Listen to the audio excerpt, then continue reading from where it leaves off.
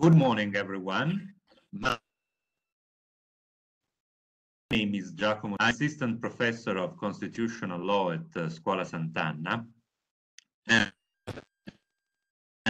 I'm project and paper archive together with Professor Giuseppe Martinico. This thing I'm happy to introduce a webinar that is part of the Jean Monnet module Enacting Coordinator. Enacting stands for European Values in Context, Challenges and Today's speaker is Justyna Łacny. Justyna Łacny, professor at the Warsaw University of Technology. Her research a number of aspects of European Union law, among others, and more relations of Article 2 values and the rule of law by the states. Today, she will speak about searching for consistency in EU law instruments that are under the threat of losing EU funds by the member states. Justyna Łacny research on this, among others, during her stay at Scuola Sant'Anna. It's a pleasure to for us to have as a speaker. So, Justyna, thank you for being here, and the floor is yours. There will be some later on. Yes, thank you very much. Kind and warm greetings from Warsaw, where I am here right now speaking to you. So today I will speak about one particular aspect concerning the protection of the rule of law, namely the mechanisms that were developed and that are developing under the EU law, which concerns the financial aspects of the protection, and I will try to see whether there is or maybe there is not consistency between those different instruments. I will start with the very briefly presentation of the definition, what is the rule of law. Lately, we had that definition developed in the regulation that I will speak later on in more details. The regulation that have established the conditionality mechanism, which is the mechanism that is intended to protect the rule of law by the threat of different financial, let's say, sanctions that could be used to the member states that breach this rule of law. I think that this regulation is quite well known. And the definition, what is the novelty about the definition? The definition is in the secondary law. So the definition of the rule of law relates what is the first important aspects. The definition directly relates to the EU values that are established in Article 2, but then we have some specific aspects of this rule of law definition included in the definition. Well, I changed a little bit the particular aspects if you compare it with the definition, because I think in such a way that are presented right now are, let's say, maybe not are quite clear. So the first aspect of the definition of the rule of law is the separation of powers. In the Montesquieu's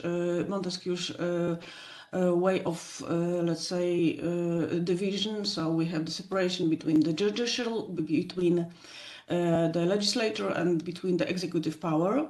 And then another aspect is the lawmaking process, which need to be transparent, accountable, democratic, and pluralistic. So this is the first aspect. Then we have the executive actions. So let's speak the government.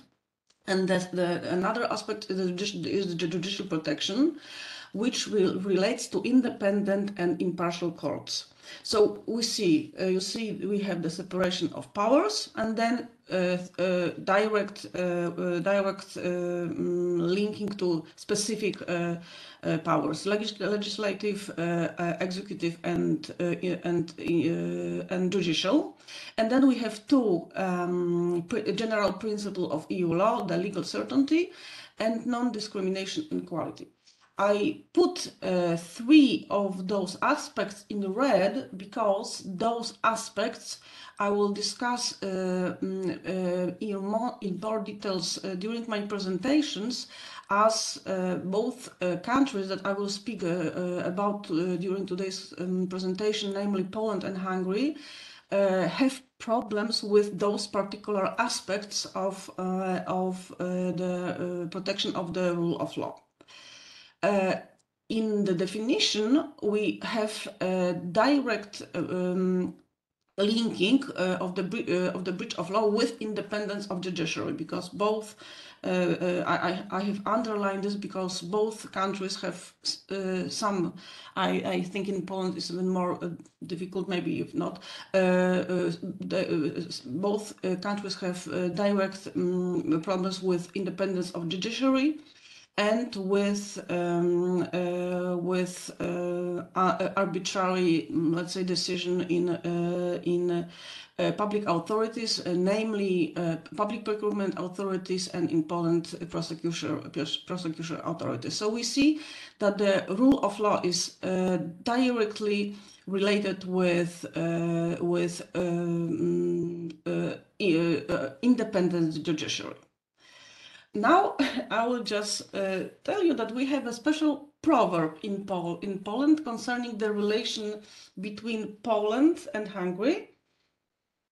I will read it in Polish. Polak, Węgier, dwa bratanki, i do szabli, i do szklanki. I don't know, Camilla, if you have this proverb in Hungary. Yes, of course you have it. It's if you want, I can read it in Hungarian. Yes, please. Lengyel-magyar két jó barát, együtt harcol, s issza borát. So briefly, it says that we, I mean, the Polish people and Hungarian people are so close, like the brothers. And what they do, they fight and they drink. So unfortunately, this close relationship right now concerns the violation of the rule of law, but we can see that this relation is quite stable for many years from now on. So now the saddest part, I mean the problematic part, I will mention main problems with respect of the rule of law by those two countries.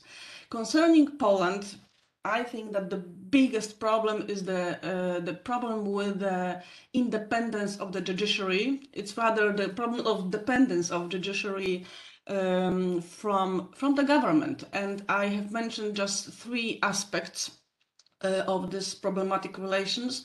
The source of the problem is the National Council of Judiciary. This is the body that is supposed to be elected, that consists judges that nominate other judges. And what happened in Poland, instead of consisting the judges, the Polish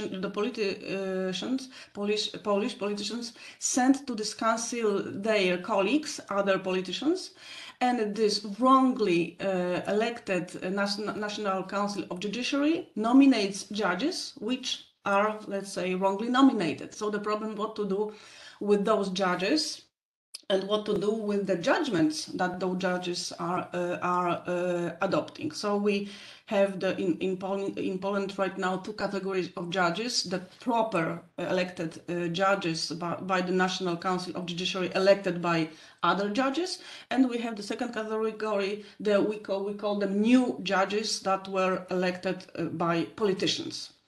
Then another aspects of the problematic situation with the dependence of the judiciary are the disciplinary proceedings that concerns judges who first of all apply EU law and then who make preliminary questions to the Court of Justice. So because of this, some of the judges are suspended. For even we have the case that the judges are suspended for more than 2 years, so they are not performing their jobs. And the last aspects, there are much more. I just picked those that are, let's say, let's say obvious. We have the problem with combining the functions of the Prosecutor General with the Minister of Justice. So this is one person who is the Minister of Justice and the Prosecutor General. And what is problematic with this, that the Minister of Justice, as part of the government, is influencing the prosecutions because it subordinates all those prosecutions activities. In Hungary, the situation is more different.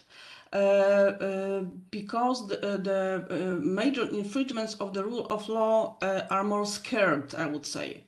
The first, from my point of view, from the point of view of different instruments which relates to the EU finance, the major infringements concerning the rule of law are the infringements of the public procurement law, the EU public procurement rules. EU directives during the spending of the EU funds. When the beneficiary spends EU funds, they must apply EU law concerning the public procurement, and this is not the case in Hungary. There are some major problems with complying with the public procurement law. Then the problems which is connected are the ineffective investigation and prosecution of crimes concerning the EU financial interest, EU funds, and another aspect is ineffective. It's rather an ineffective anti-corruption framework. So it's all it's all gathered around the spending of the EU funds. Well, against this background, we have, I think now, several different instruments that are used under the EU law to stop or to minimize the effects of the breaches of the rule of law. I will just mention them. Well, we all know the very well-known general procedure under Article 7 TEU. Then we have infringement procedures that were conducted against Poland. Commission took Poland to the CEU, and we have the verdict in which CEU found that the Poland has breached EU law concerning national judiciary. This concerns this disciplinary proceeding about disciplinary proceedings that concern the Polish judges. And we have many preliminary questions from Poland. I don't know about Hungary, but from Poland it's dozens of those questions concerning, again, national judiciary, disciplinary proceedings, and so on, so on. And we have the rule of law mechanism, which is maybe not so well known, but I think it's worth mentioning because this is the, let's say, exercise that the Commission makes each year right now. The Commission adopts each year a rule of law report in which the Commission assesses the situation concerning the rule of law protection in all the member states.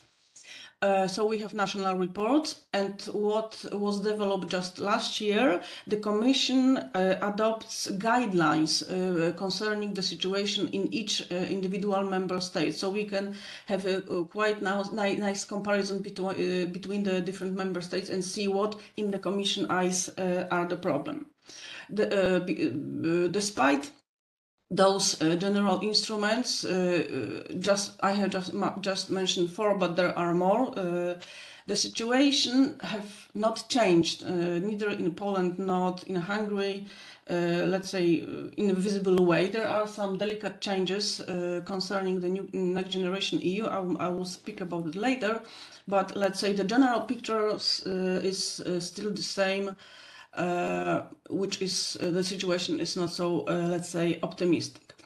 And what happened next? The institutions and let's say international surrounding member states mainly came to the conclusion that maybe if the general instruments do not work, maybe they should think. Well, I mean, the EU should think about some specific instruments that links the protection of the rule of law in particular member states with the right to receive or not to receive the EU funds.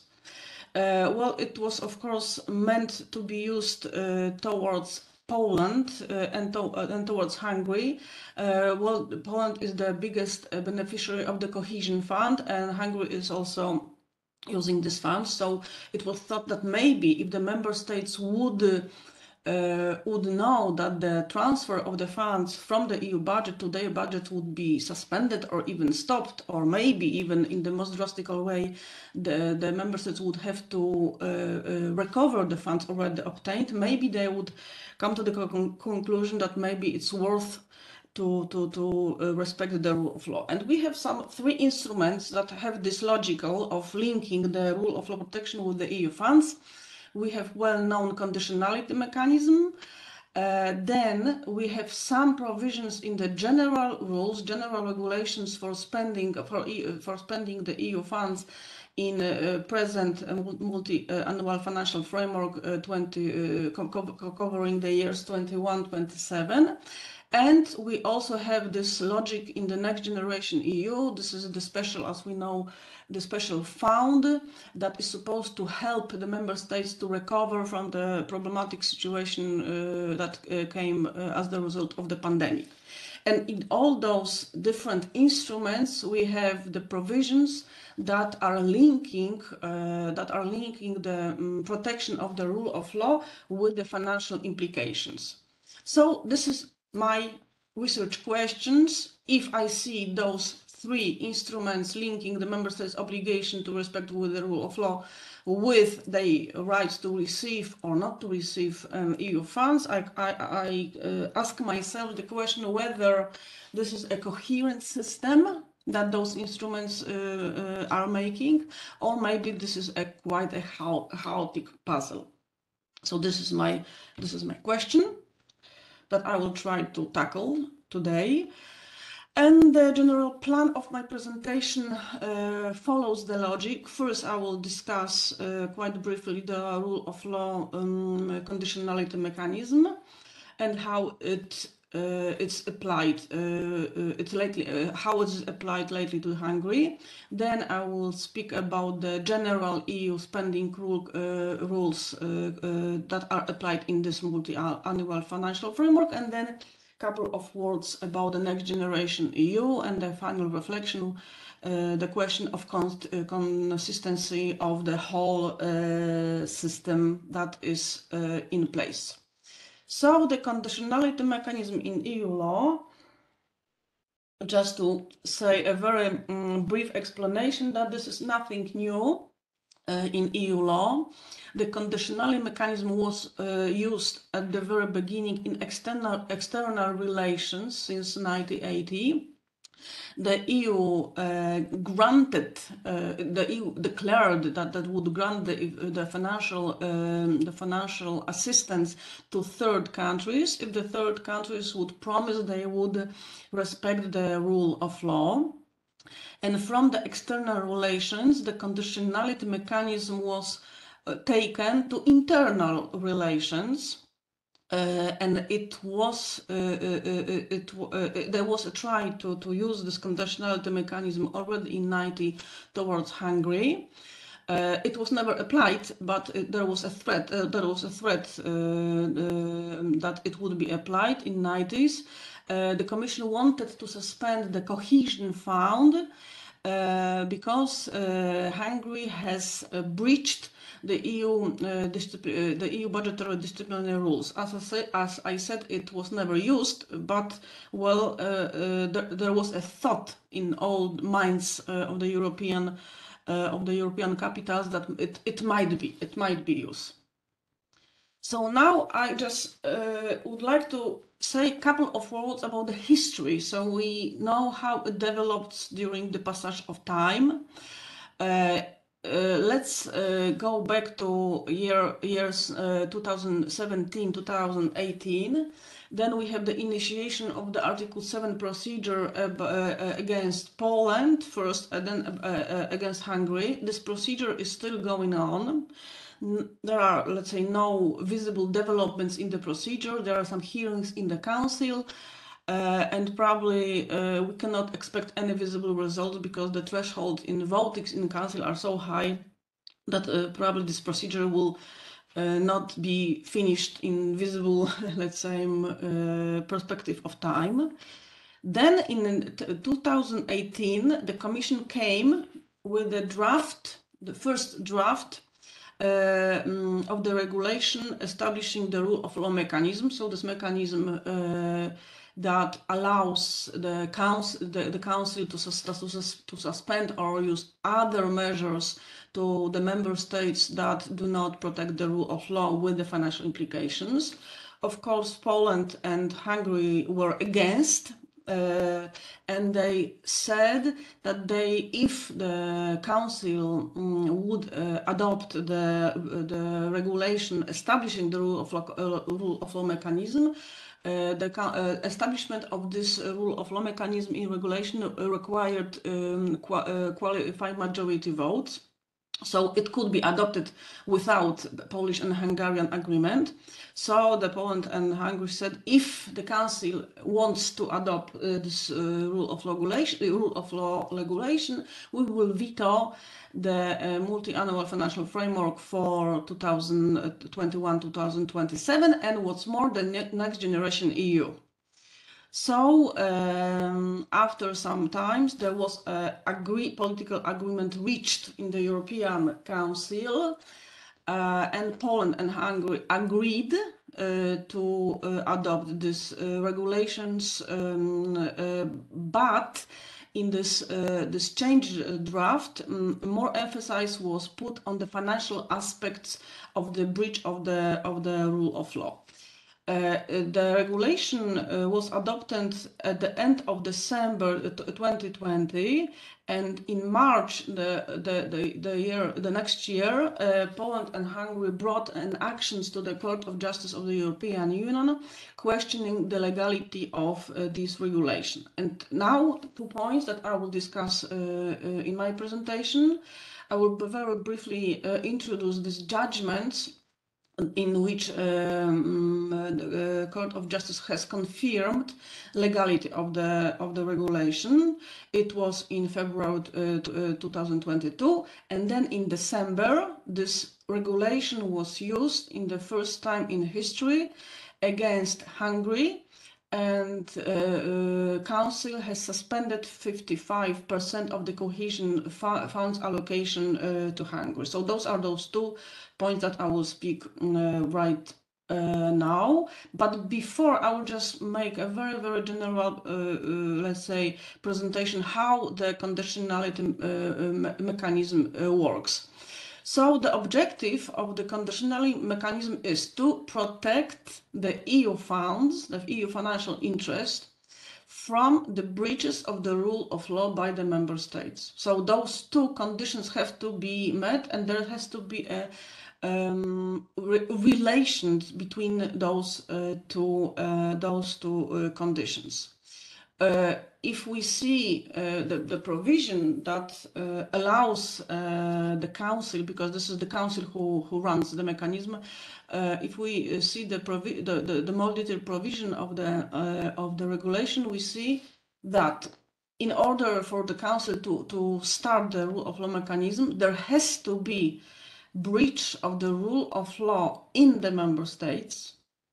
that affects or there is a risk of affecting the sound financial management and the financial interest of the EU. Those two conditions, we can say simply, are the EU funds, or are the EU budget, or the COVID funds, Next Generation EU. But I will just want to draw your attention to the sound financial management, because that was a problematic issue that was not, let's say, clarified in the judgment of the Court of Justice that I will speak later on. The essence, the most important part of the conditionality mechanism are the measures that the Council can impose on the Member States because of the breaches of the rule of law with the financial aspects on the EU budget. There are different measures. I've just mentioned some of them. Some of the measure concerns suspension of different actions related to the operation of the funds. So we have the suspension of the approval of the operational program, we have the suspension of the obligation, we have the reduction of the advance payment, and we have suspension of payments. I have put it on red because this is the measure that the Council imposed on Hungary last December. Suspension, let's say, it's not so bad for the country because it only means that the funds are not transferred to the member states for a certain amount of time. I will speak about it later. In comparison, the measure that is more, let's say, danger to the member states is the recovery of payments. It means that this is the decision in which the member states is obliged to recover, to give to the EU budget the funds that was transferred to this budget, and this is in the form of the financial correction. I mentioned this term for the first time, financial corrections, and this is, let's say, a quite important instrument that was already used towards Hungary, and I will speak about this, how those financial corrections were used towards Hungary in the context of the public procurement. So the financial corrections simply is the obligation of the member states to give back to the EU budgets the funds that the member states already imposed. So what are the criteria for imposition of the measures? Well, the most important criteria, those measures should be proportionate. And there's many indication in the regulation how this principle of proportionality should be applied. So the measures should be determined in the light of the impact of the breach of the rule of law and include the nature of this breach of the law, the duration, gravity, and so on, and target the EU action concerning the infringement. So the proportionality principle is the heart, I would say, of how this measure should be applied. So this is simply the basic logic that is usually related with sanctions. Sanctions should be proportionate to the gravity of the law infringement that leads to imposition of the sanctions. Procedure. I simplified the procedure in comparison, of course, with the regulation for the sake of, let's say, transparency of my presentation. So first step of the procedure is in hands of the Commission. Commission starts the procedure with written notification to the member states, saying what are the charges, what are the accusations concerning the rule of law breaches, and there is a correspondence with the member states and exchange of opinions, exchange of views and documents. If this exchange of information and exchange of views is not satisfactory for the Commission, and the Commission finds the member states infringe the rule of law, it adopts a draft decision concerning the measures that should be adopted. So, and then the case is transferred to the council, and this is up to the council to make the decision. So this is not the commission that makes the decision. Formal decision is made by the council. Council impose a decision in which it imposed specific measures on the member states. And we are with Hungary. We are on this level. The council have implemented. The council has adopted a decision. If the member state is not satisfied with the decision, if it finds there are some legal doubts, it can always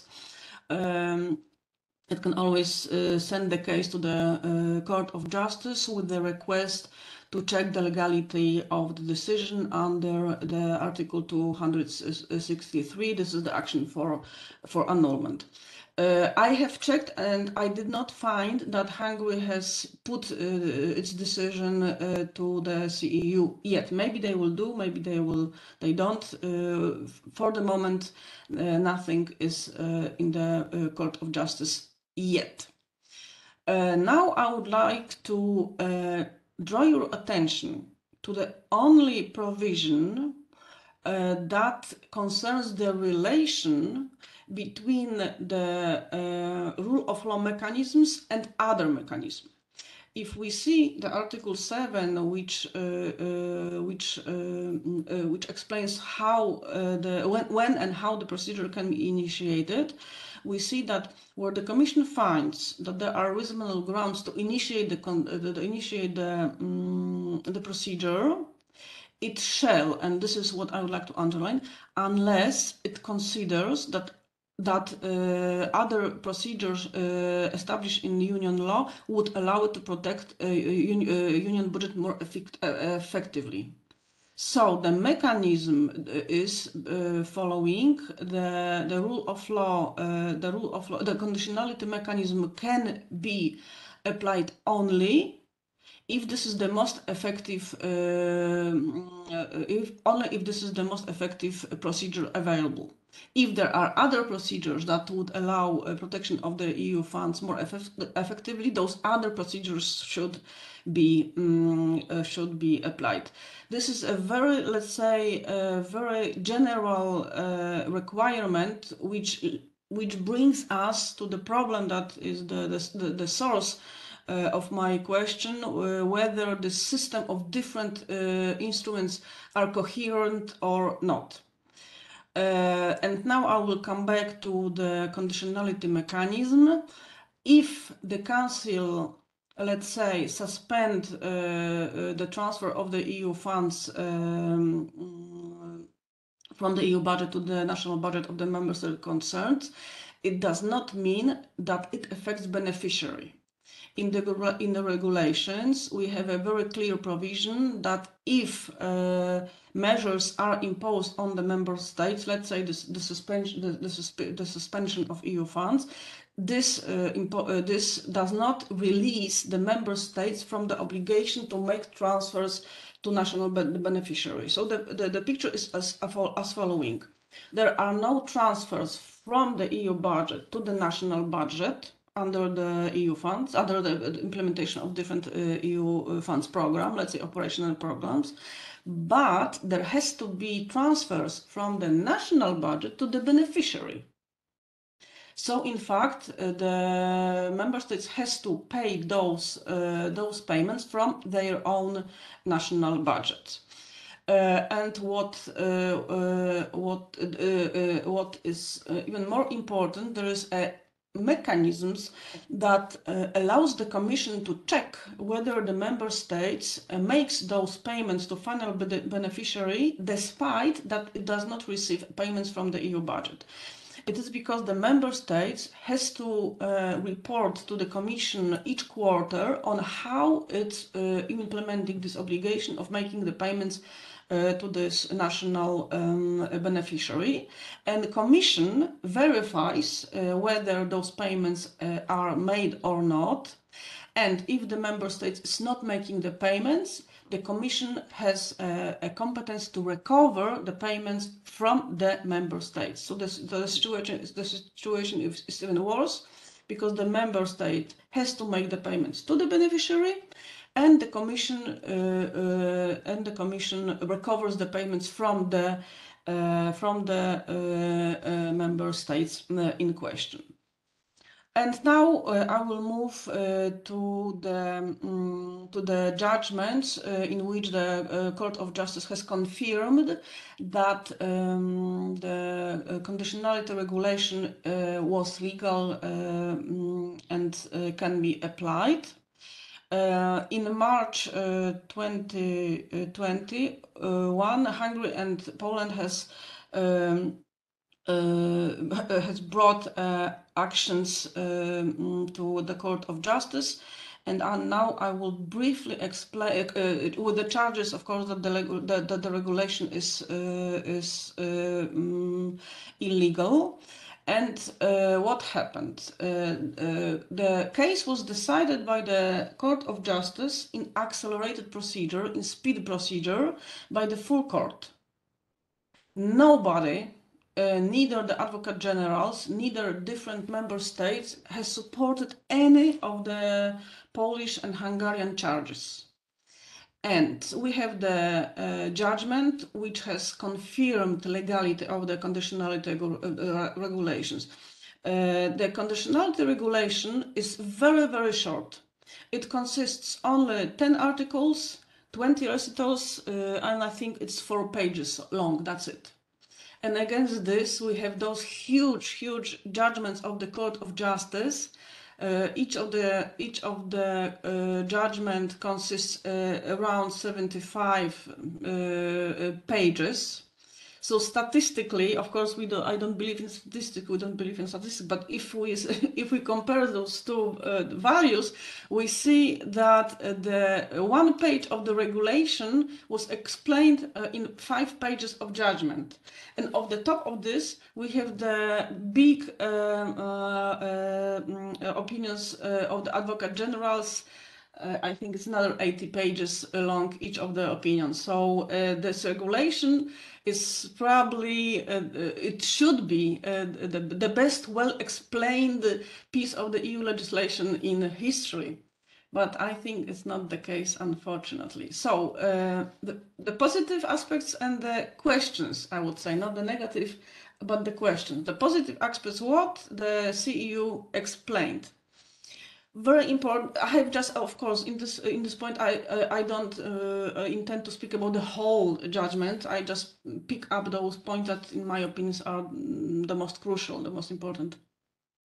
The very first point that the Court of Justice has explained is the meaning of the rule of law and the duty to respect of law by the member states. The Court of Justice said that the Article 2 values are the identity of the EU as the legal order. And what is important, in my opinion, and what is very novelty of this verdict, the Court of Justice says that the obligation to respect the Article 2 values, including, of course, the rule of law, is the obligation of the member states to achieve the result that flows from the membership in the EU. So this is not that the member state should try to achieve to respect the rule of law. It's further. I mean, it's the obligation is it goes further. The member state must, in fact, respect this EU values, including the rule of law. And respect for the rule of law is the condition for the exercise of the member states' rights resulting from the EU treaties. And one of those rights resulting from the EU treaties is, of course, a right to receive funds from the EU budget. And we have some explanations concerning the EU budget. Some, let's say, legal explanation. The court said that the EU budget is one of the main instruments that is expressing the principle of the solidarity. the principle of the solidarity. And this principle requires mutual trust between the member states and commitment of the member states that the EU budget would be spent in accordance with the EU law and with a constant respect for the EU values, including rule of law. Constant respect. The second point that the Court of Justice made is the beautiful, I just like this part of the judgment a lot, is the beautiful comparison between Article 7 and the conditionality mechanism. Both Poland and Hungary claimed that the conditionality mechanism was a bypass, illegal bypass of the Article 7 procedure, and the Court of Justice did not agree and made a nice comparison between different objectives that the Article 7 and the conditionality mechanism is intended to make.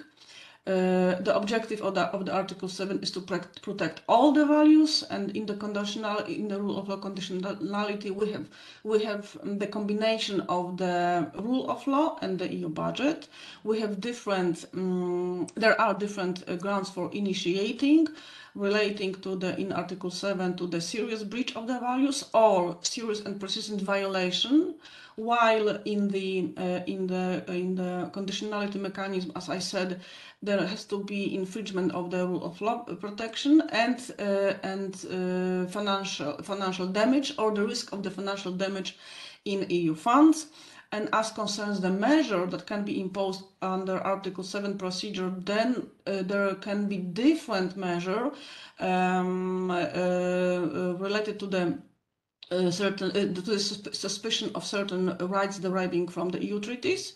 And in the conditionality, all the measures have strictly financial character. There is the third point. There is many clarification of particular provisions of the conditionality regulation and how this mechanism should be applied. So it's quite useful if some have in some point there will be doubts how the mechanism should be applied. Many clarification was included in the judgments concerning the initiation of the procedure, concerning the causal link between the breach of the rule of law and the EU budget, concerning what are the conditions necessary to start the procedure and impose the measures, and when and where the measures that were adopted can be lifted. And the second part, what has the CEU not explained so, let's say, well, in my opinion. The first point, it's quite fundamental, I would say. It concerns the legal nature of the measures imposed on the member states under the conditionality mechanism. So the legal nature means what are they from the legal point of view. Poland and Hungary claimed that they are financial sanctions imposed for the breach of the rule of law. The CEU was quite diplomatic. It did not say. It was quite diplomatic because it did not explain what they are, and they say that first of all, it did not define the legal nature, so it did not explain the legal nature. What it said was that those measures are not intended to punish the member states, but to protect the EU budget from the violation. So they are not intended to punish. By this phrase, maybe we can think that the court could go further. It could say, well, those measures are not sanctions, or not financial sanctions. But the court did not say so. The court only explains the objectives of application of those measures. So they are not intended to make a harm in the member states, not intended to punish, to sanction member states, but to protect EU funds from the violation. So we don't have, unfortunately, the clarification what those measures are. We know what are the objectives is. Then The second point that the Court of Justice did not explain is the principle of the sound financial management. When I was speaking and explaining the conditions necessary to start the conditionality mechanism, I said there has to be a relation between the infringement of the rule of law and the EU funds. And the EU funds is the, let's say, umbrella, which covers two specific notions. The first notion is the financial interest of the EU. We know this notion because it's a treaty notion coming from the Article 325. And the second notion is the relation that the infringement of the rule of law has on the principle of the sound financial management. So the very first question is, what is this principle about? And we don't. That's why I called it the mysterious stranger. We don't know exactly what this principle is, but we know it performs a quite important function because, first of all, this is a necessary condition for imposing a measure on the member states. So necessary conditions to run the conditionality mechanism, and it allows assessing the proportionality of the measure imposed. Because of this important functions that this principle implies, we should know what is the content, what is the legal meaning of this principle. And if we go to the legislation, we see that this principle has a legal meaning, unfortunately not so well explained, but we know where it comes from. This principle is directly mentioned in the financial provision of the treaties, in the provision when the Commission is entrusted with the obligation to implement the EU budget in cooperation with the member state on its own responsibility, having regard to this principle, to the principle of the sound financial management. So the principle was mentioned, but the content is rather unknown, and the explanation of the content quite vague, and let's say I don't know how to understand this. Is in the financial regulation, the sound financial management, the financial regulation says, means implementation of the EU budget in accordance with the principle of economy, efficiency and effectiveness.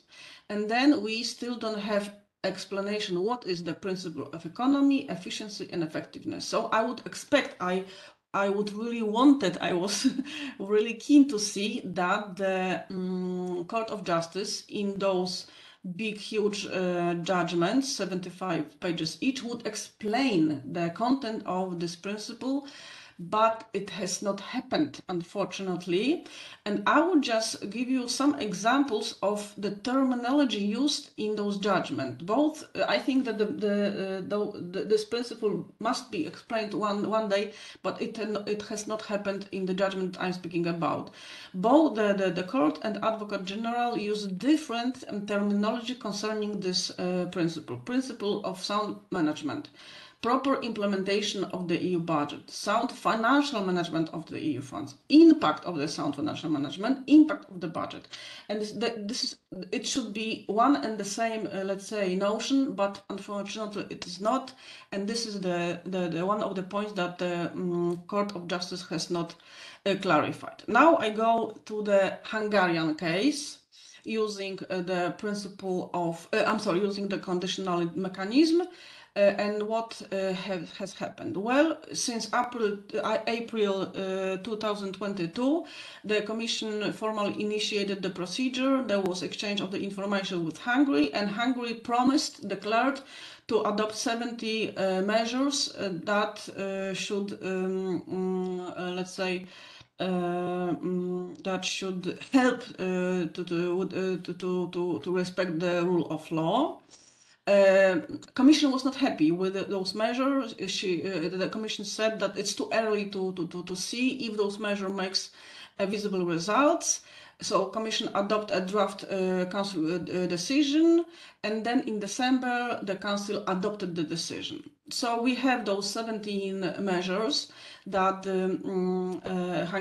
Hungary promised to implement.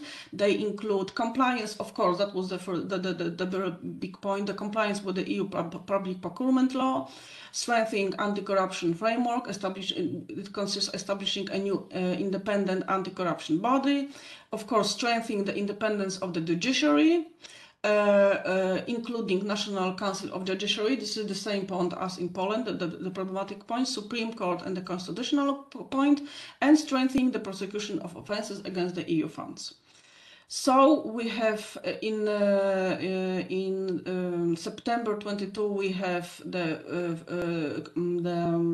draft Council decision concerning the measure imposed on Hungary, in which Commission defines two allegations. The first allegations concerned systematic breaches of the public procurement law by Hungary.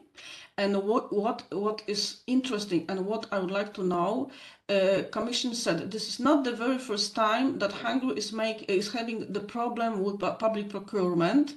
Hungary committed these breaches already in previous periods, in periods in multi-annual financial framework 2007-2013 and 2014-2020, and they resulted in recovery. It means the Hungary had to pay back the funds already obtained, so financial corrections were imposed on Hungary.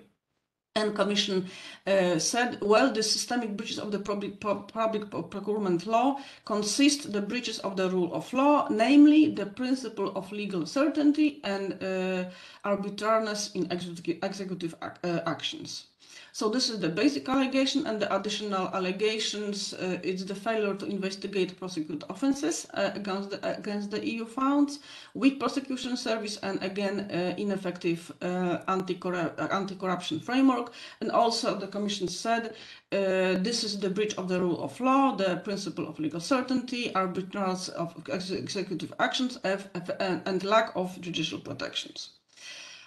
What the Commission proposed is the suspension of the 65% of the budgetary commitment that the Hungary should receive under the cohesion policy. This is one third of the EU funds allocated to Hungary. So this is a quite big piece of the cake, let's say. And the second point, the Commission said that there will be no legal commitment to a public interest trust. Camila was explaining to me when I was in Pisa what are the public interest trusts. Those are the foundations. They are very close to the government, that they spend EU funds, and basically they don't have to, under the Hungarian legislation, they don't have to apply with the public procurement law. So Commission said, I will not transfer any funds to those public interest trusts. And then on the 15th December, the Council adopts the decision in which it's more modest than the Commission, because we have the suspension not as the Commission proposed 65%, but only 55% of the budgetary commitments. No legal commitments as the Commission proposed to the public interest trust, the spending EU funds, and what is important, Hungary must inform the Commission every 3 months about the measures taken to recover from the situation. I mean, what the measures it took to comply with the principle of rule of law. And further actions, what can happen? Of course, this is only the suspicion of the funds, so the Council can cancel the measure imposed without losing the EU funds by Hungary, if Hungary will remedy the situation within 2 years. After these 2 years, Hungary can lose the funds, and of course, what I have already mentioned, Hungary must make payments to the final beneficiaries, to the Hungarian beneficiaries. And the Polish case, Polish case was, let's say, better in the terms of the lack of the result from the Polish government. Commission wanted to initiate the conditionality against Poland with the charges that there is no judicial independence in Poland, but the Commission did not find a causal link between the breaches of the rule of law and the effect on the EU finance. So it decided I will use different procedures, and those different procedures I will speak in the moment. So now I move to the second piece of legislation. This is the regulation 1060. This is the general regulations that establish rules for spending EU funds in current programming period. The Commission under this regulation, this regulation can transfers EU funds to the member states based on the payments application, but it may refuse to reimburse the payments, can interrupt the payments deadline, can suspend the payments and reduce the support, so it imposes the financial corrections. And now I will go very briefly just to mention, not to analyze, just to mention how it works. The first possibility, no reimbursement of the expenditure made to the member states was used against the Poland, and this is the situation which allows the Commission not to make payments to the member states if the member states do not comply with the basic conditions. This is also sometimes called enabling conditions, and one of the conditions is the effective application of the EU Charter, including the right to effective judicial remedy and independent court. And this is the provision that was used against Poland in order not to make reimbursement. Then we have the interruption of the payment. Then I will not explain the specific provision. I just underline that in those provisions we have public procurement law somehow included. So the Commission can interrupt the payments if member states does not comply with the public procurement law. The same situation with the suspension of the payments. If a member state does not comply with the public procurement law, the payments may be suspended.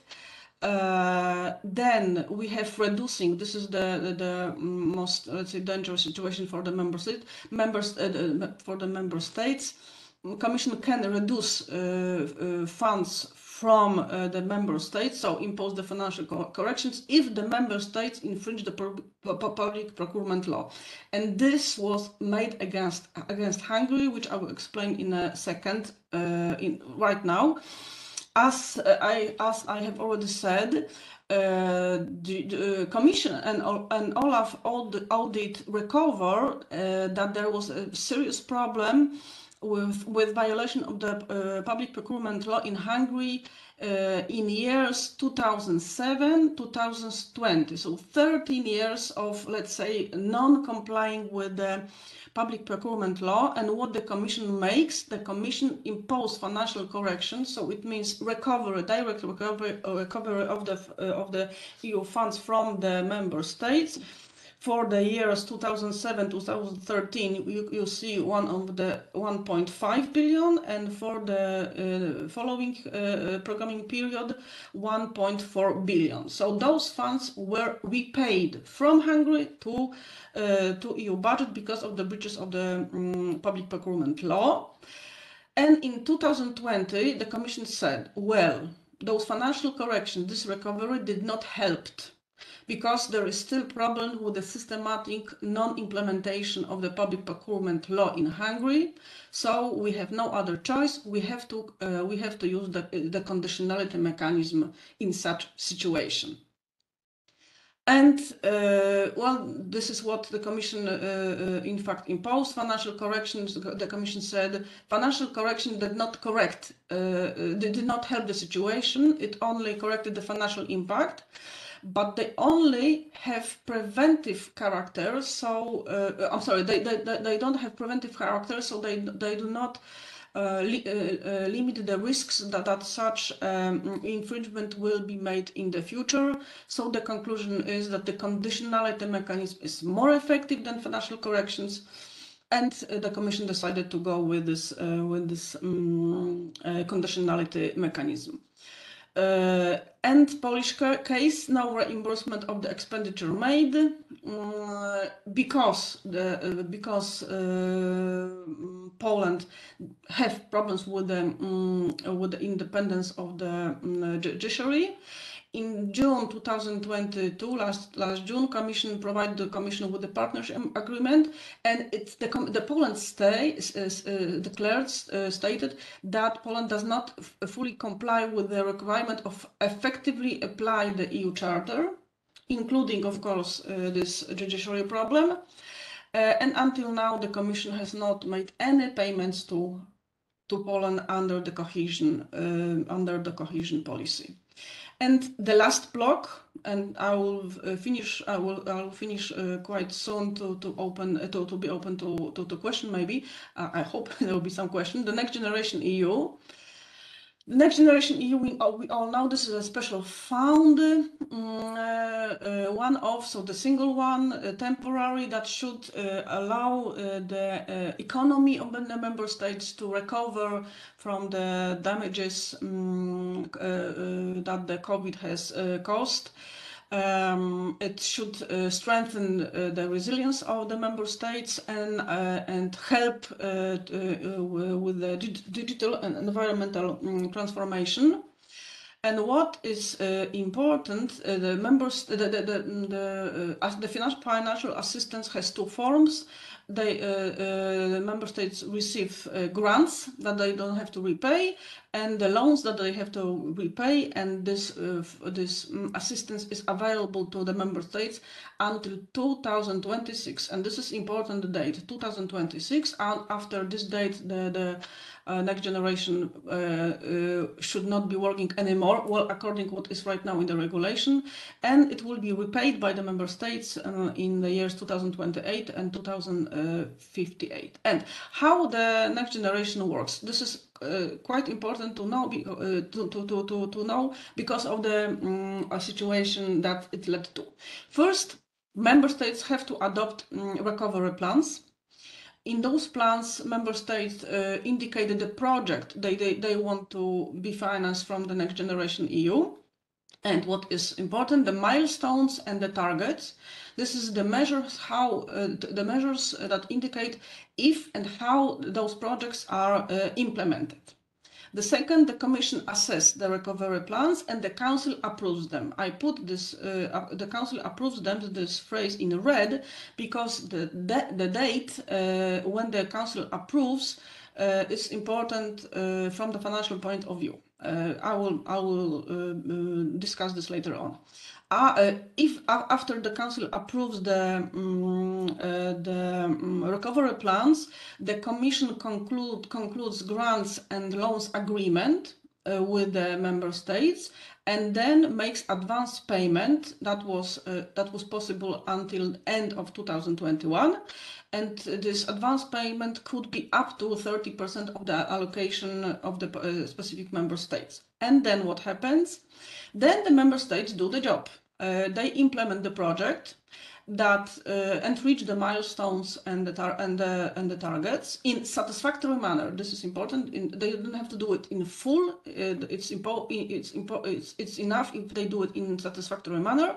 And after they implement the project, they submit application for payment. And now it's the job for the Commission. The Commission makes the payments if the member states successfully met the milestone and targets. So if the member state did their job, they receive the payments.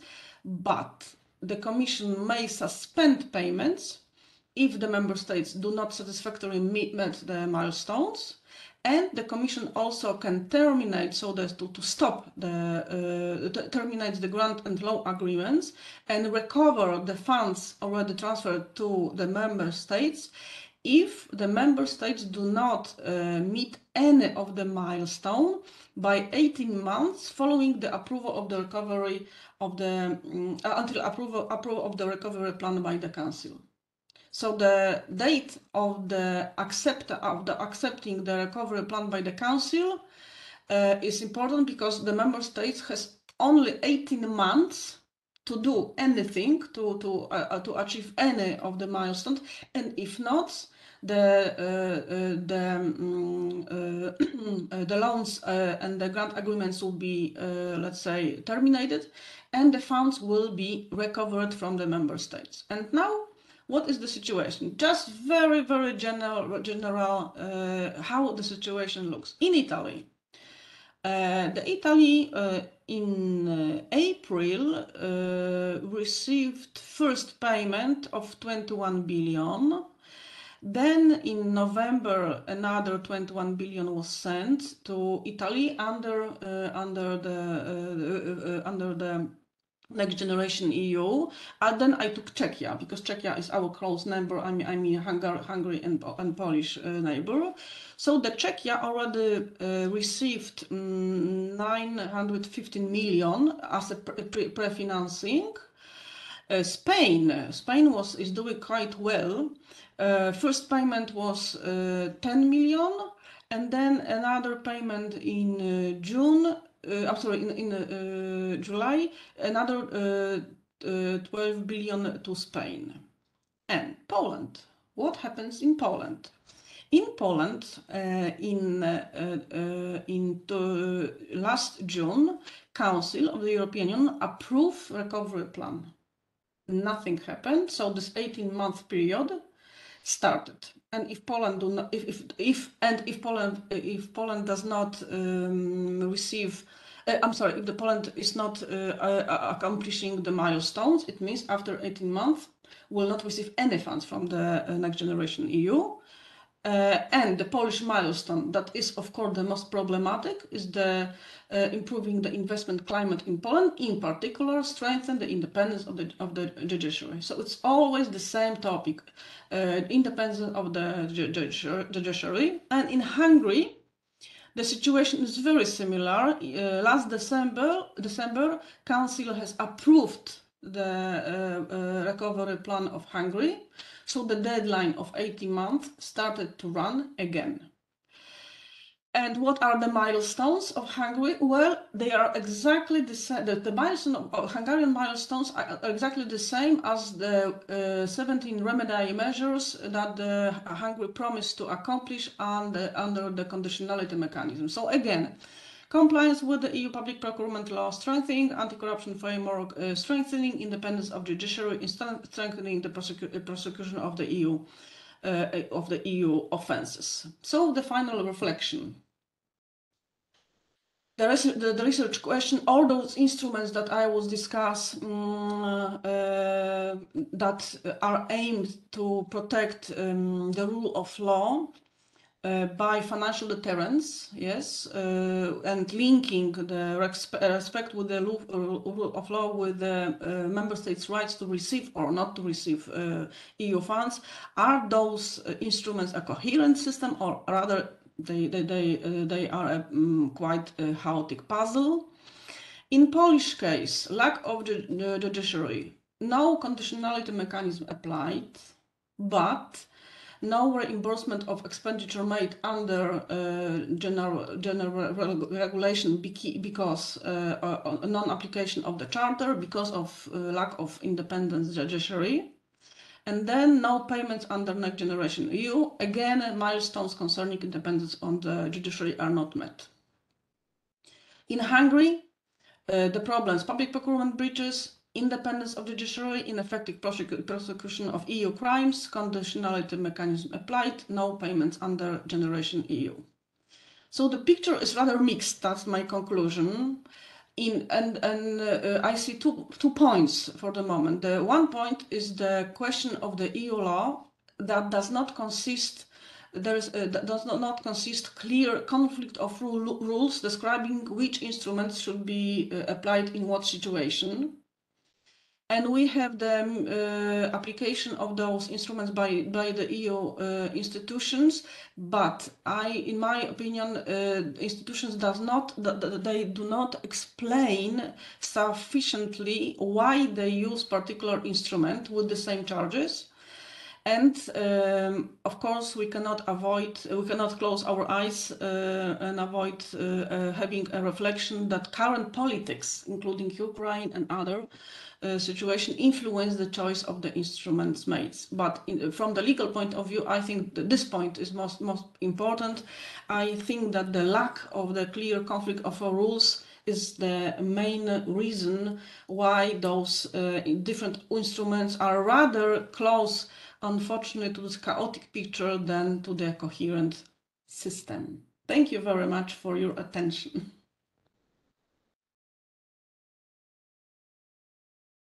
Thank you, Justyna. Thank you for this map of the measures and initiatives that are part of the reaction of the institutions of the European Union. I cannot hear you. For this map of the European initiatives that target the violations of the rule of law in the member states. It's a pretty topical issue, so this means we are pretty much into it, and sometimes we risk to get lost among the several available tools. So your presentation was very useful and clear in mapping the rationale behind the different policy, the different lines of reactions and their possible inconsistencies, as you have put. Now, we have some time for discussion. There's a question in the chat, a point raised by Camilla Galitz. Camilla, if you want to... Well, it's actually, it's not a question. It's I have several questions. I have several observations as well. Some updates maybe you might not be familiar with because they are quite national issues, but of course they have EU interests or EU consequences, or they are the consequences of this council decision. I don't know, I have really a lot of questions, so maybe I will just try to rationalize my observations and questions. So with regard to the council decision, maybe this is the most actual topic of the presentation, no?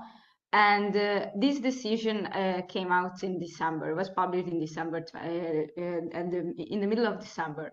So in Hungary, basically what happened afterwards, Christmas, silence, so it was the silence of a total silence. In January, everybody just woke up and tried to interpret this decision and what does it really means for the universities and university and academic freedom, because all the, maybe you might be familiar with it, all the main universities except the ELTE, so the Eötvös Loránd and the Budapest University, which is the diamond ring of the Hungarian academic system. But all the others, for example, my old university, are now directed by this public procurement, basically they are private foundations. And at the top of these foundations are put members which are close to the government.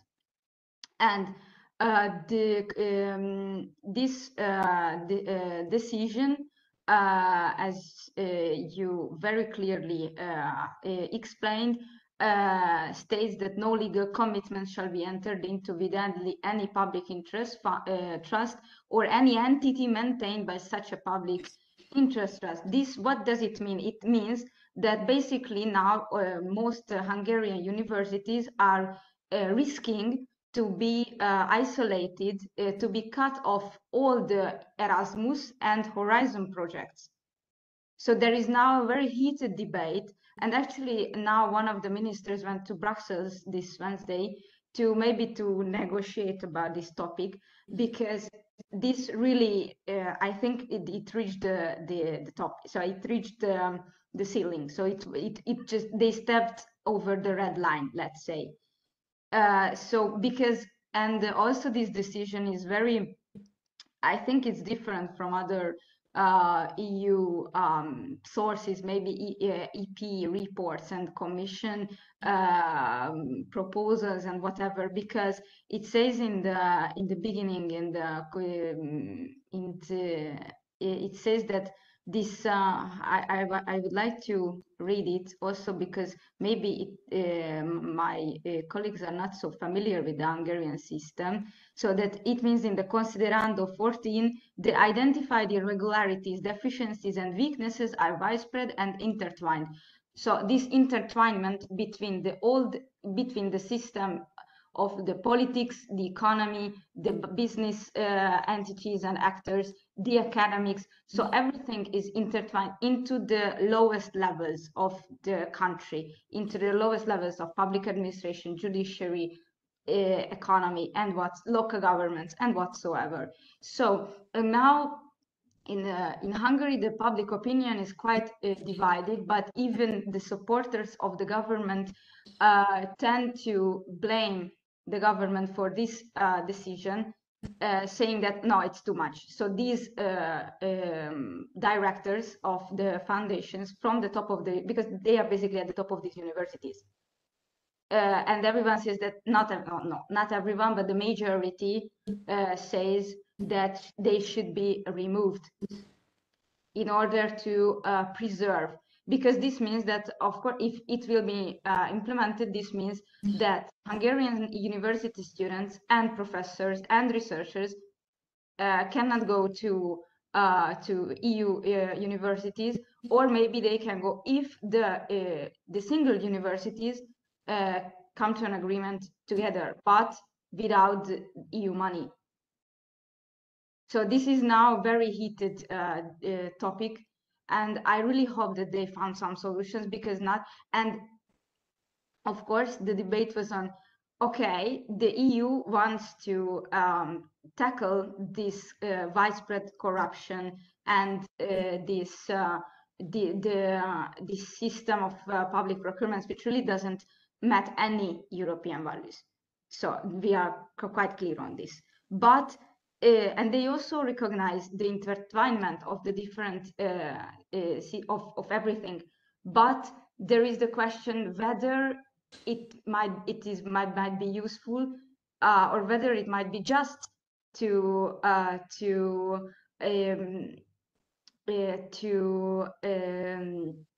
the end of the day, how to say,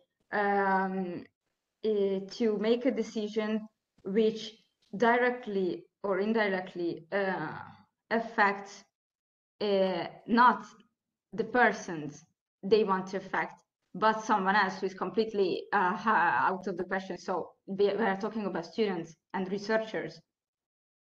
We are talking about our Hungarian fellows. And there is also another question, which I have many questions, but one which is not about politics, but about the rule of law. So this conditionality mechanism clearly picks, like it's a cherry picking of those breaches which are connected to the EU financial interest. And I think it's quite okay, it's reasonable, fair enough. But what about all the other topics which fall out of the breaches which endanger the EU's financial interest? Because we are not talking about the public procurement system. We are not talking only about the public procurement system. Now there are other serious issues, not now, but in the last 10 years, they have been a series of really critical issues. The last, which now also is causing quite widespread manifestations, which is not so general, I would say, in Hungary, that in last year, a decree, I think it was a decree, it wasn't even a law, deprived the teachers from their right to protest, from the right to strike. And all the teachers went to the streets with the students, with 14, 13 years old students are protesting. They have been protesting since September with quite a regularity, I would say. The government doesn't say anything. They are silent because they usually tackle the national problems with silence. So they are completely ignoring the teachers, and both the teachers, the parents, and the students. We are talking about elementary and high school students and teachers. So these teachers, what can they do? They don't have the right to strike because they are deprived of. And but they want to raise their voice, and what they do, they do civil disobedience, basically, because when they don't work, when they are on the streets to protest all day, but they want to say something. So what about all these other breaches, which are still breaches? I think the rule of law is something which might be abstract, but it is composed of little pieces, and depriving the teachers from the right to strike, or depriving the minorities, the Roma minorities, or other minorities, other social groups from their rights, for example, the LGBTQ, or depriving the women. We are not. That is another very critical issue, or the situation of women in general, and also other asylum seekers. So what about all these other breaches, which are breaches of the rule of law at the end of the day, but they don't they don't concern the EU financial interest. So what about them? So for now, these are my questions. If there will be, so I have other questions, of course, maybe something about Poland. So, but I would like to also, I see in the chat a question from Matteo. So I would like to leave for the others the time. Thank you, Camilla. Matteo Greco. Sì, thank you, Professor. Thank you for the interesting presentation. I've written my observation and my question because I want to be clear, and sorry for my English. So I know that it could be difficult to express something, and I prefer to written so I could read you my observation. It's about the concept of the rule of law, because the concept of rule of law, like the democracy, are concepts that probably make sense as long as no one asks what they concretely consist of. In other words, they are concepts whose content can be recognized, operationalized, but not defined and used juridically imposed. In fact, for example, Camilla talked about the autonomy of the university, or the possibility to strike, or other things that are not defined in a specific way, but there are also part of the concept of the rule of law.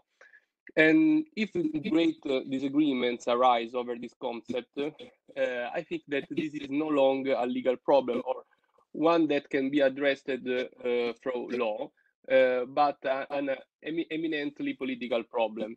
Actually, rule of law represents the political precondition for the existence of a political organization conceived within the criteria of modern constitutionalism.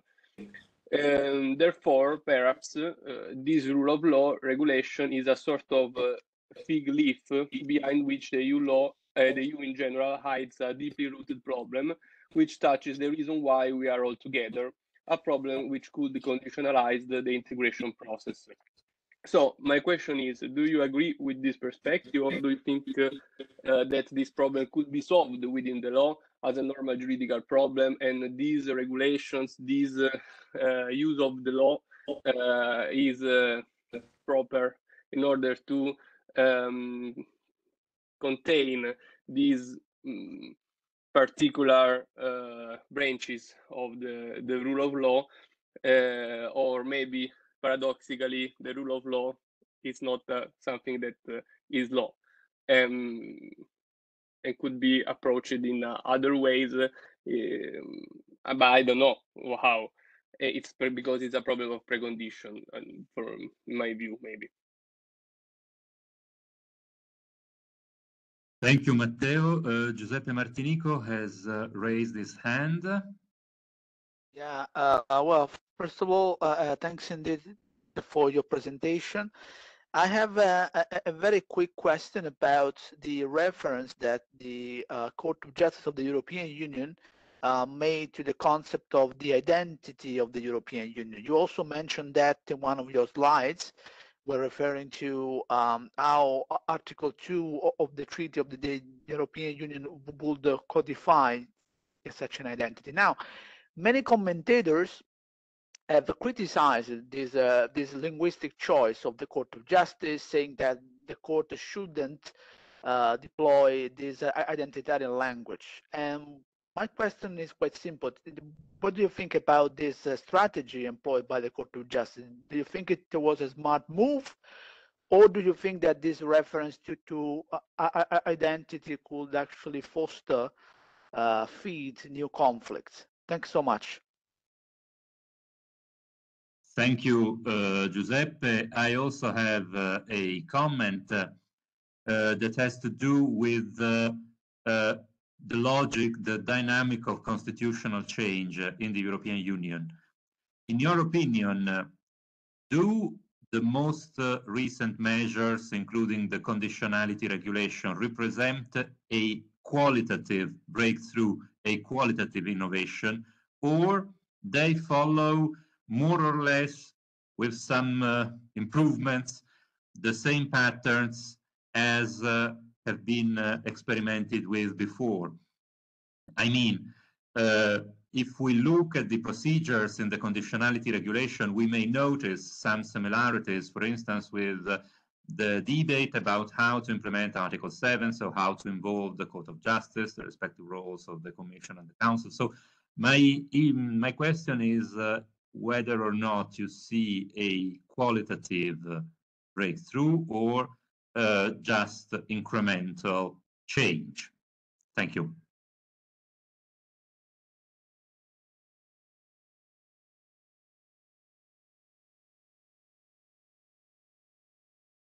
The audio. Now, can I hear me? Okay, thank you very much. Thank you for all the questions, for the remarks. I will start with Camila concerning this very problematic situation of the university run by the Public Interest Trust. The very first thing, the very first reflection I have concerns the regulation. And in the regulation, there are clear provisions. I have mentioned this during my presentation, and I think, do you see the slide with the farmer?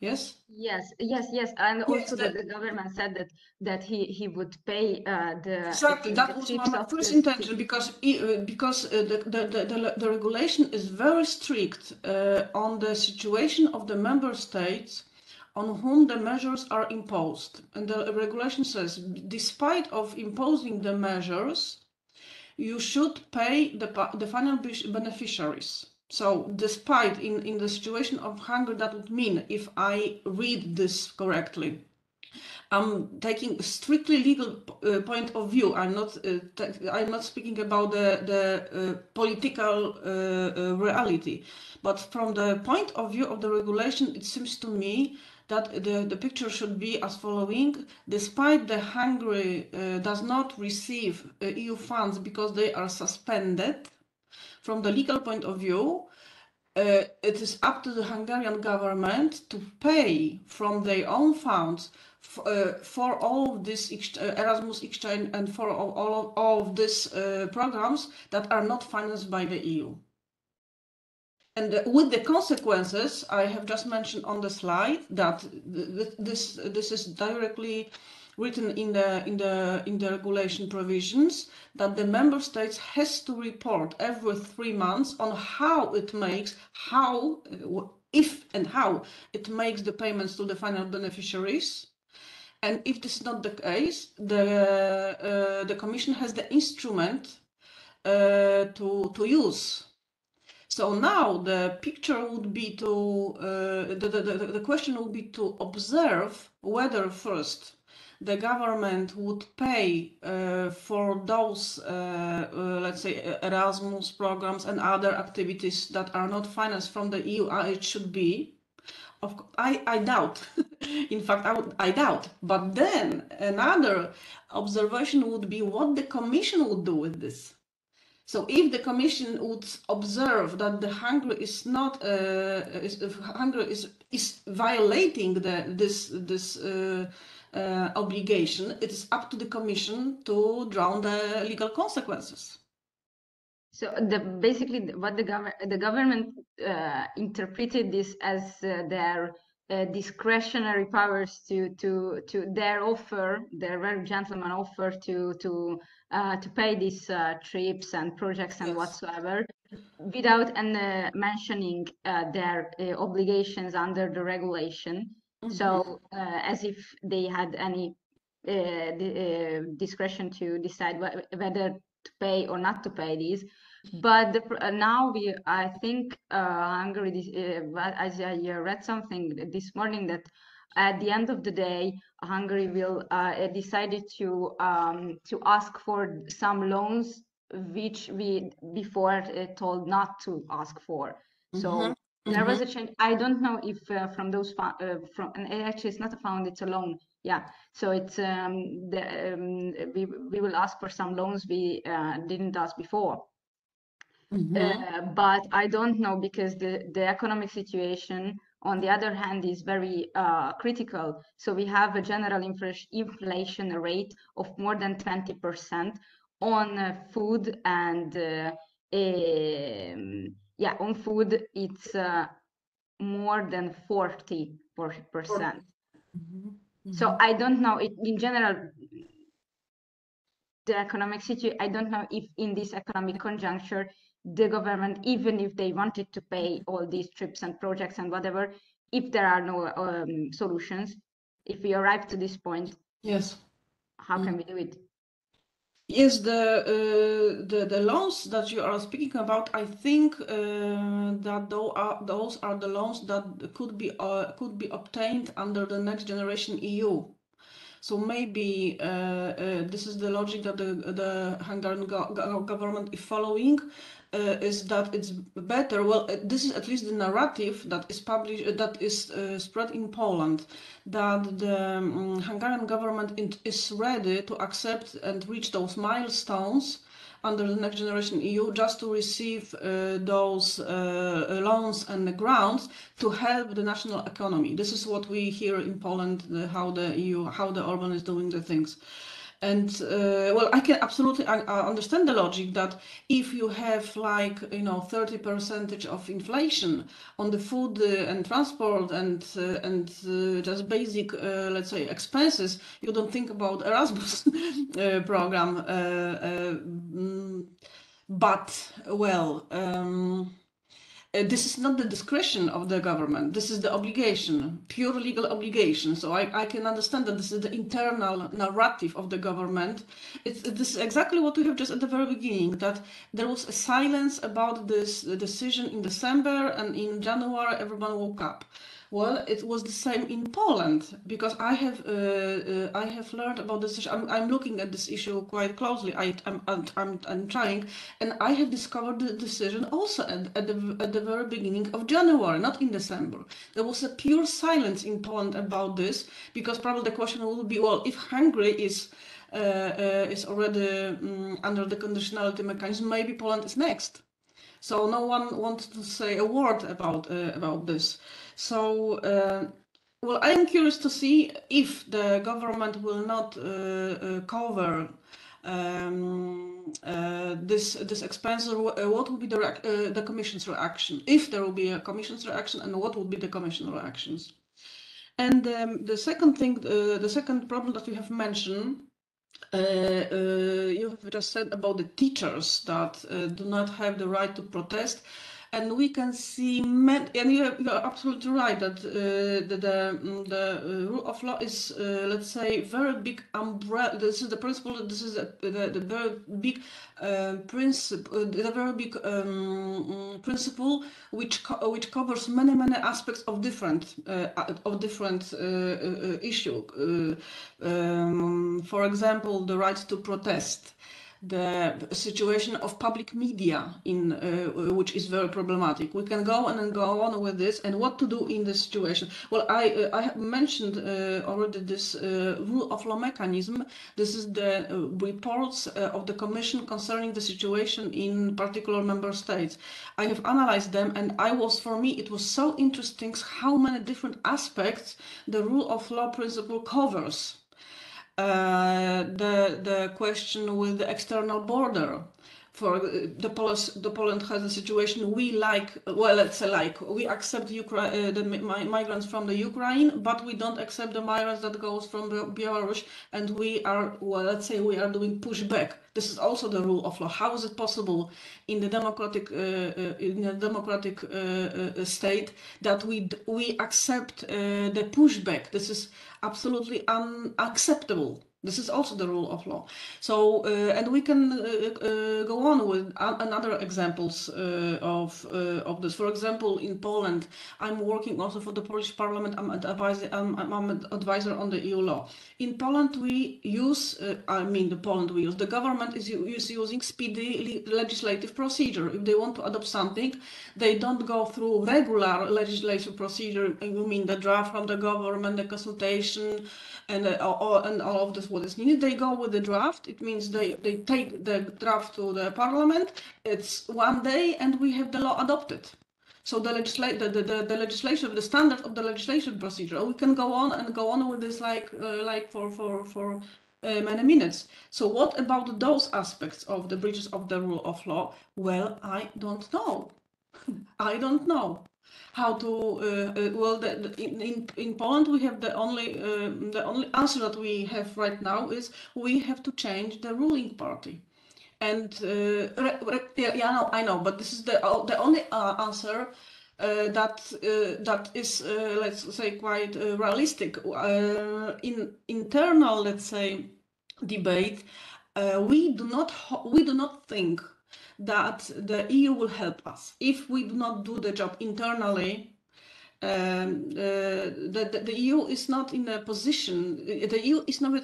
In fact, I think the EU is not so much interested in those rule of violence. I'm sorry to say it, but this is if we don't clean the house internally, we cannot help that the stronger neighbor will come and do it for the job for us. They may help if we start to do that job, but the job will not be done for us. So this is, I'm sorry, this is quite a pessimistic vision, but there has to be some breaking point. We have the election next year, so we are looking for this. But what has happened yesterday? Yesterday, the ruling party changed the election law in the way it was yesterday, in the way that they maximize the possibility they win the election, of course, yes. And normally, during 1 year since the election, there will be no amendments of the election law. So we have 6 months of the election, we have amendments of the election law. So I think this is the same story I think that you have in your country. Questions of Matteo. Matteo, could you please, because I couldn't get the essence of the question. Could you please repeat the question for me, because you were speaking about many points and I could not draw one let's say question that I would be happy to answer.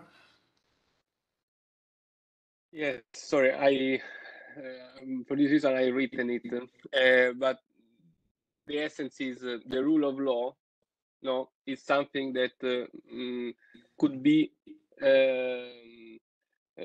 maybe that is something that is political, maybe, and it is a precondition for a political organization. And maybe using law in order to apply the rule of law could be paradoxical, because we see also with the intervention of Camilla that it's not only the mechanism, the legal mechanism of election of the judges. It's also about the autonomy of the university, the freedom of think, a lot of things that concur to make sense to the word rule of law.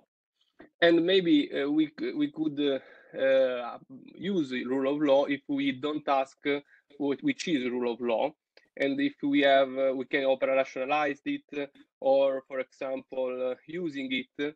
But if we ask to, we have a great disagreement arise over this concept.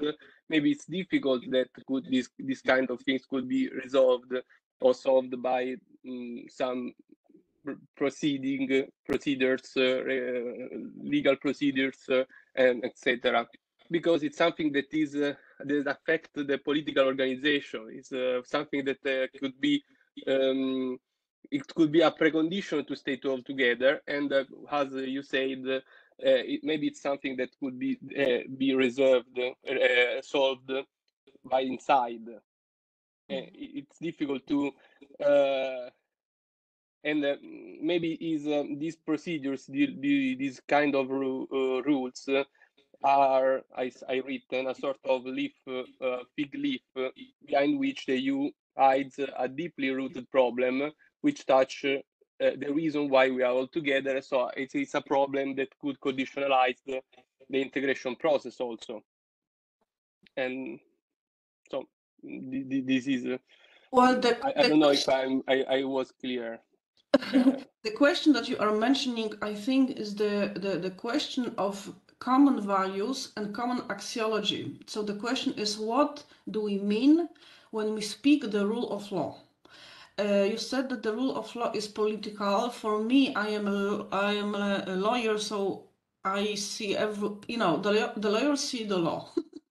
So for me, rule of law is strictly the law. But the question that can be posed and is posed, for example, in Poland, is following: is the EU rule of law, does the concept of the rule of law that is developed on the EU level is the same what we mean by the rule of law in the Polish constitution? So what is the content of the rule of law? So do we accept that the rule of law is strictly related with the democracy?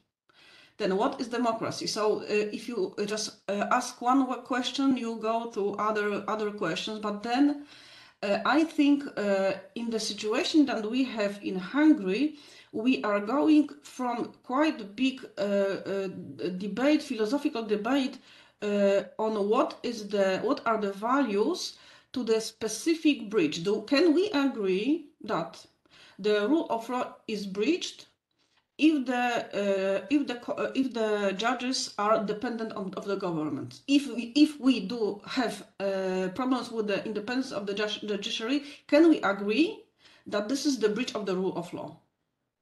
And normally the question will be, of course, if we do not have an independent judiciary, it should be concerned as a breach of the rule of law.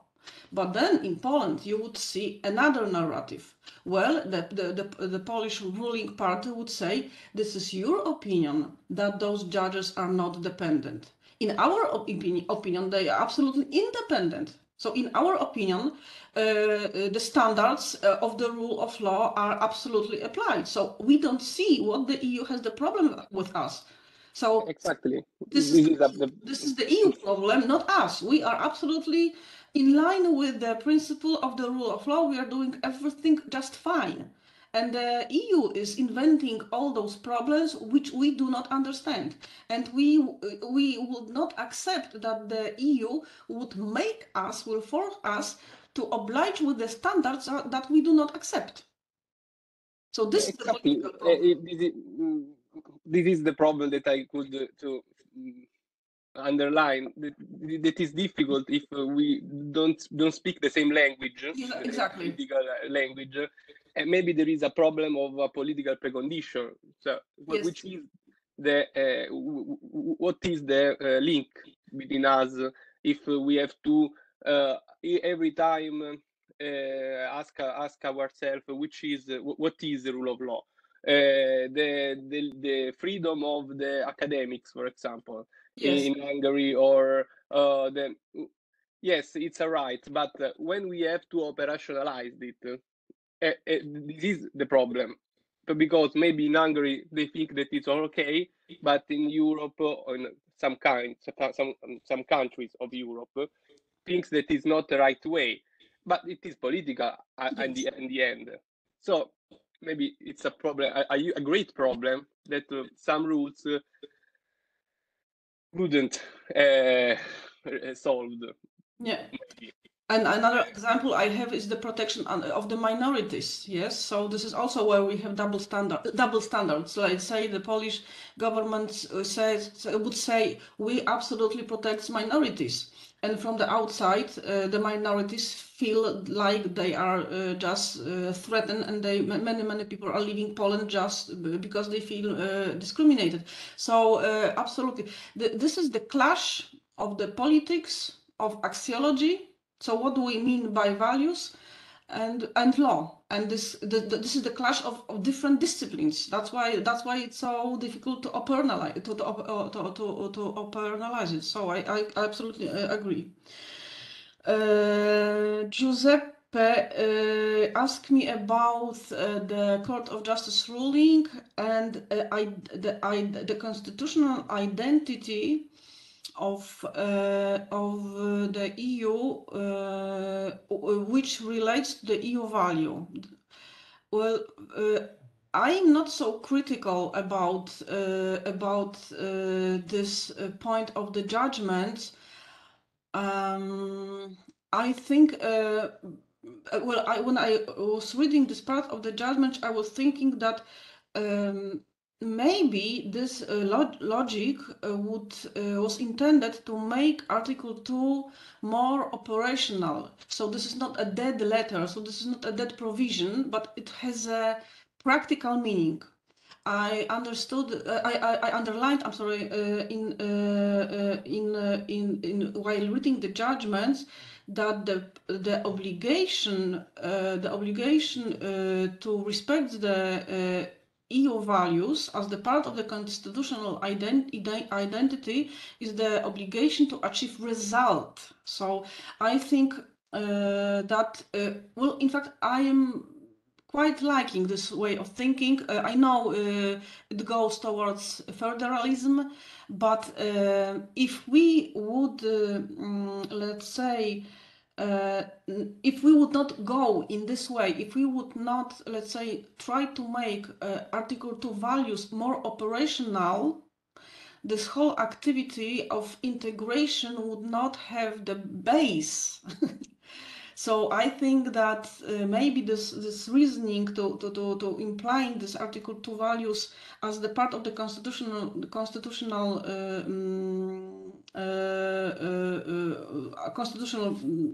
identity is indicating that this is what we share.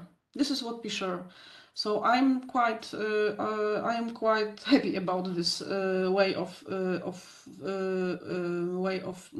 thinking about the EU as the project that has axiology, that has values, and they are not a pure theory. They are not just a philosophical concept, but behind this concept there is a reality of the of those that we are speaking. Teachers not having protested, public media in the hands of the ruling party, LGBT people just being treated as with let's say with a problematic situation, pushback, and so on and so on. And Giacomo asked me whether the rule of law conditionality is a qualitative change or is business as usual. Yes, maybe this is the question. This is evolution, I would say. I don't think it's business as usual. I think it was very difficult to, and for me this is also an exercise that I really have a problem even reading the decision concerning Hungary. I have a problem to see how it is possible to operationalize the rule of law, how to make the link between the rule of law breach and the EU funds. So how do they, for the question that I have, how do they came to the 65% of cutting of the funds? How do they came to this number? And how do they came to cutting from 65% of the funds to 55%?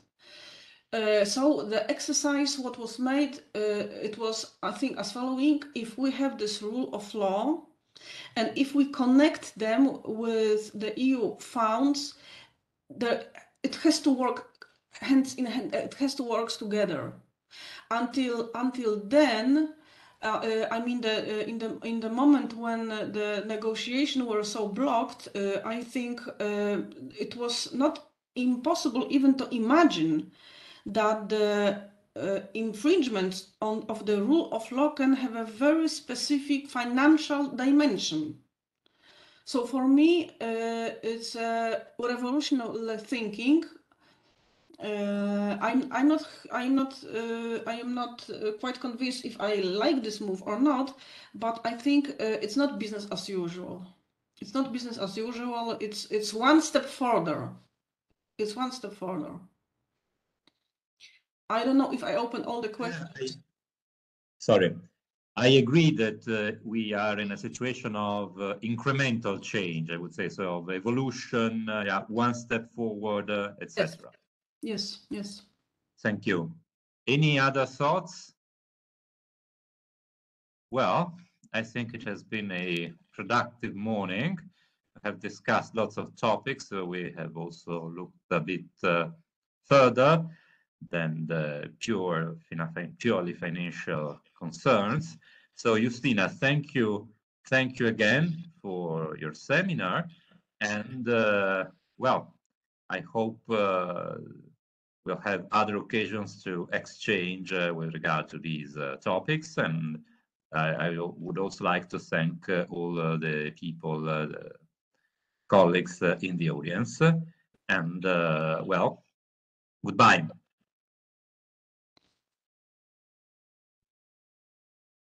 Okay, Bye.